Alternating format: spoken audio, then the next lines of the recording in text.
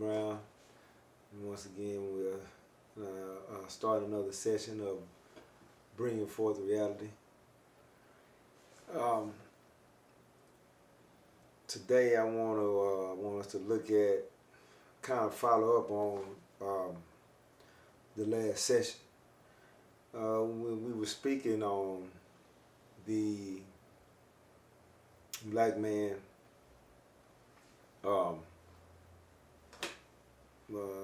I gave a couple different titles, because you know how some people are with being labeled the African descendant or African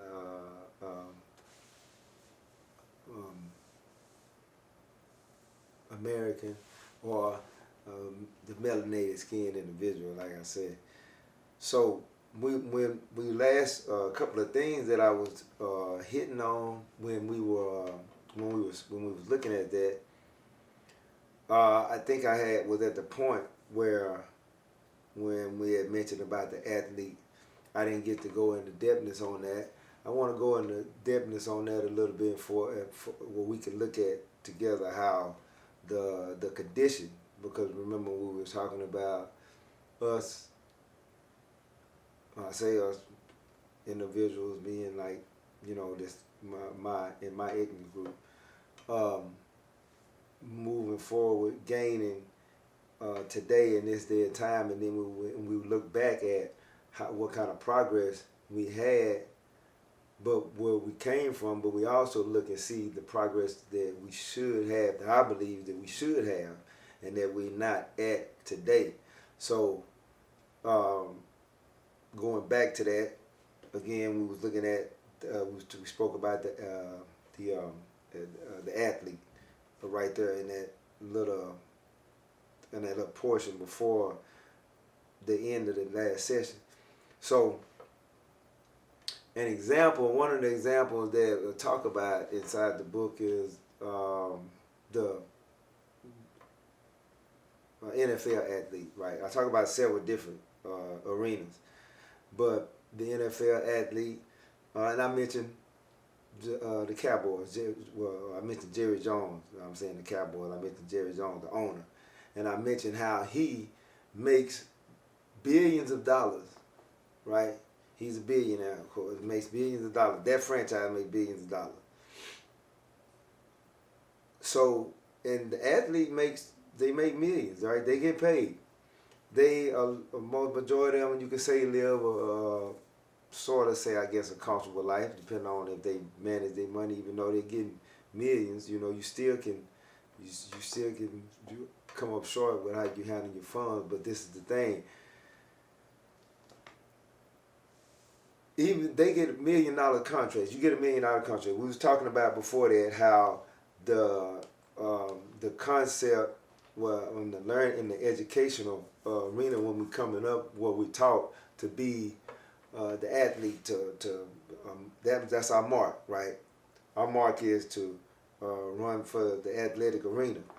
Our mark, we haven't given the perception of our mark is to run toward being a lawyer, run toward being a doctor, run toward being even a politician, run toward being a psychologist, run toward being an astrologist or astronaut. See, we don't, for the most part, right, in the system, we're not given that as far as taught that or that's not ingrained in the teaching. It's for us to, hey, you can be a rapper, an athlete, things of this nature. And now coming back to this, when we talk about this inside the book, when we look at it, so he making billions, right? The athlete making billions, okay, the athlete making millions. So we go back to looking at the concept of the slave. We go back looking at during the times of the oppression and slavery. This is the same concept.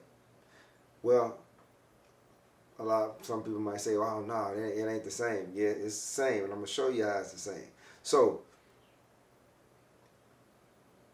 we first of all, you got trades inside the NFL and in the NBA and in baseball. You know, you got trades. In the slave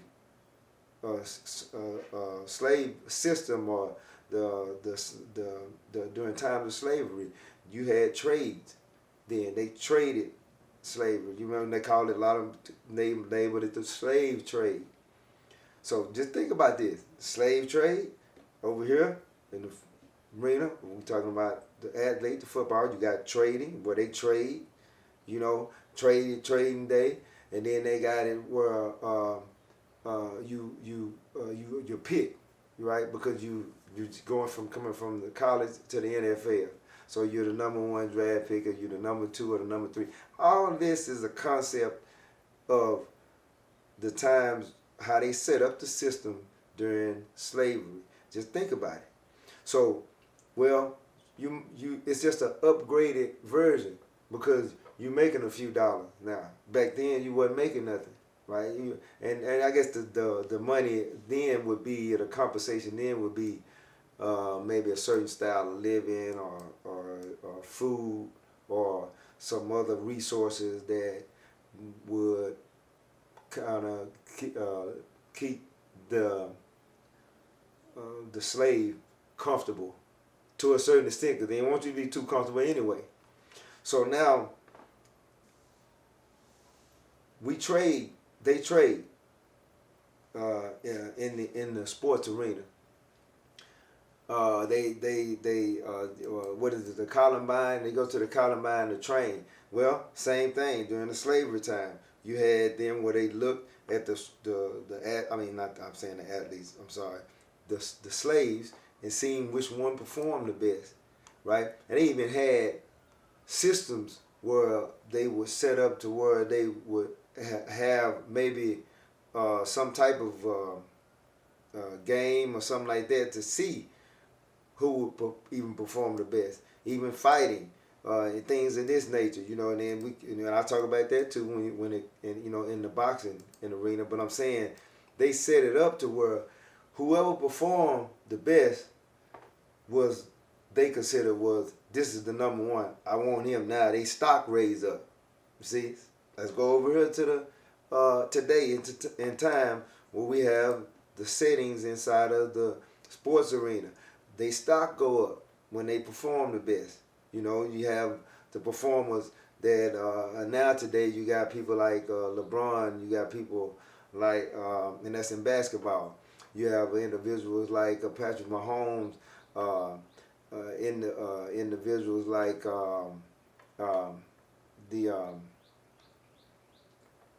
and it was the I can't think of the one that just got killed itself, but you have a lot of names, you know, the athletes that as they perform, they stock go up, right? So this is the same thing. This is the same concept. This is it's nothing. Only thing changed is we have upgraded everything. So now it's like legal. So it's legal trading when you like, well, nobody forcing nobody to do nothing. No, they not. But it's a condition. Remember what we talk about? All this stuff is psychological, right? It's conditional and psychological. So we already taught and trained that the sports arena is where we're supposed to be at.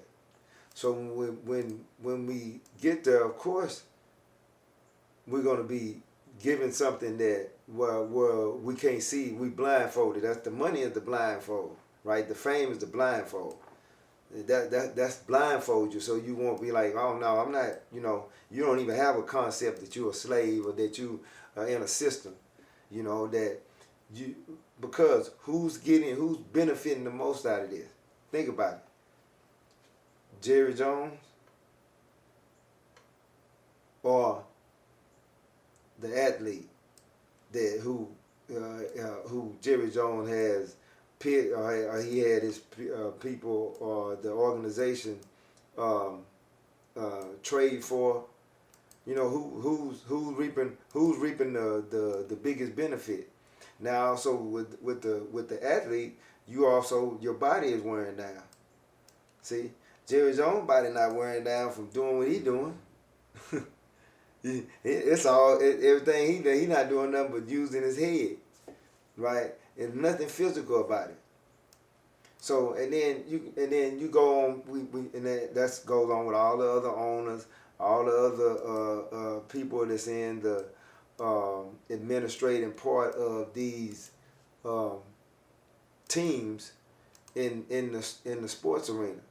So bagging up to what our main thing and what we want to look at, we're looking at the upliftment of this individual with the melanated skin. This is who we focusing on and talking about. We're looking at the particular things that we pinpoint because it's a problem there, right?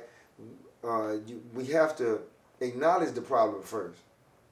We have to, and I don't keep up with it as much today as I used to. I was an athlete, right? I had scholarships and all that, to mention that again. So I'm not talking as, say, I love sports and love the sport, but I'm not in it like that today.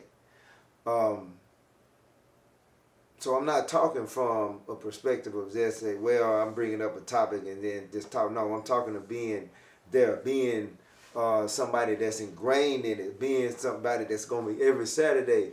When I was a kid, I'm looking at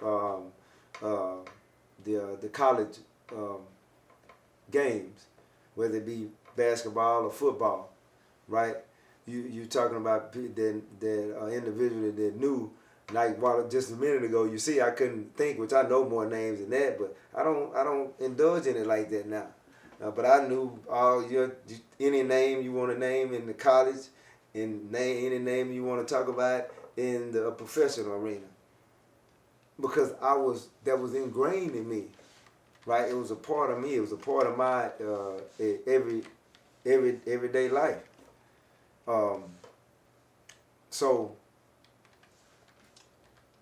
As I said, and as we talked about last time, this thing goes real deep. You have to look in it in the perspective. You have to take your mind out, and I mentioned this at the introduction. We have to take our mind out of the normal setting and move it over so we can receive something that's been blocked from us. It's something that's been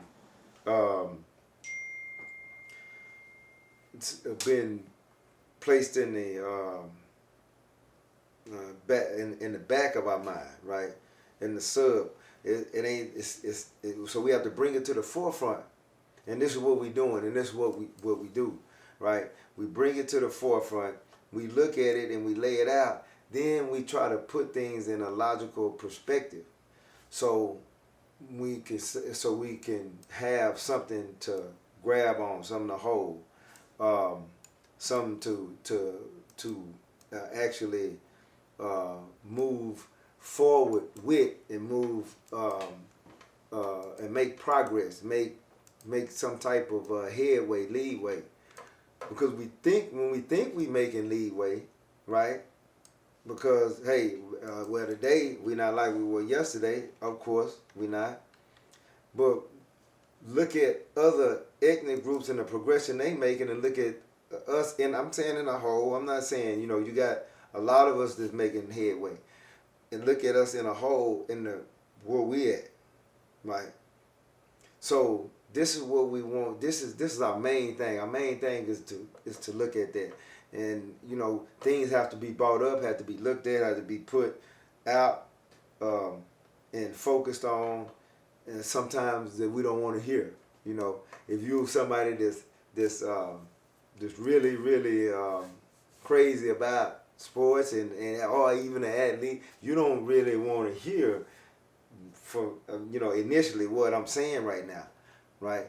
But if you think about it, and if you look at it in a logical manner and take away and pull yourself away just for a second, or where you at, or where your mind frame is at the time, and step out of that box. Step out of that arena that you're in, and step over here to look to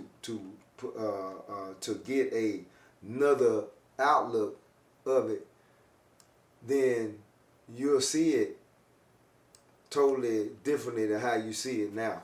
You'll see it totally differently. And not saying for you to go, well, man, I get away from that when you telling me to drop everything and then I got no. But I'm telling you to think about it, look at it, put it in perspective, break it down, make it from when if you see this and then you say, when you know logically, man, this makes sense. Okay, I see where I'm at. I can see a little better now. Start making progression going forward. You don't have to stop actually what you're doing, but make better decisions in the arena that we in. A lot of we have a lot of athletes out there that's contributing to the community, and they're establishing things, schools and things like that in the community. We have to, if you want to see, we complain a lot about, right, a lot of us do, about our circumstance. It weighs on us today. We can change the circumstance. You can't change it. Don't think that the politician is going to change it for you. They're not going to do it. Don't think that you wait for somebody to some senator to get in office, or another kind of representative, or a councilman, or somebody like that, or a certain judge, or a mayor. You don't have to wait on them. See, whoever's in office, even the presidential seat, you can make moves regardless of whoever it is. Because one thing about it is, what you got and what you already established, they can't take that away from you. We can shift that, or cause them to not them to take it away, but through other means and things that maybe they might pass, or whatever, or laws that might get passed, allow it to be taken away, because you can protect it. See, and that's a whole nother thing. That's a whole nother subject, right? A lot of us don't even know the actual, I guess you could say, a correct way into protecting what you have, even when you're talking about that. So we not, in other words, trapped. Today we're not left out. And everything. It's all wide open. It's just that we have to come from the psychological mindset that we in, and then we can start making large steps. We can start making great